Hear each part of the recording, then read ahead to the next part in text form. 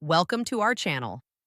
If you want to cancel your CyberGhost subscription, I'll walk you through each step to make the process simple and stress-free.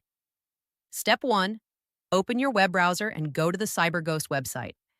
Make sure you log in with the account associated with your subscription to access all the relevant settings. Step 2, once logged in, click on your profile icon in the top right corner and select My Account from the drop-down menu. This will take you to your account dashboard where subscription details are displayed. Step 3, navigate to the subscription or billing section. Here, you'll find information about your current plan, payment method, and next renewal date. Carefully review this information before proceeding. Step 4, look for the Cancel Subscription or Manage Subscription button and click it.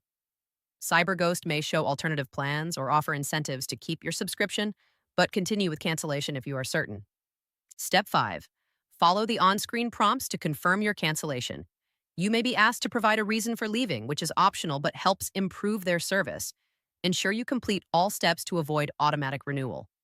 Step 6, check your email for a cancellation confirmation from CyberGhost.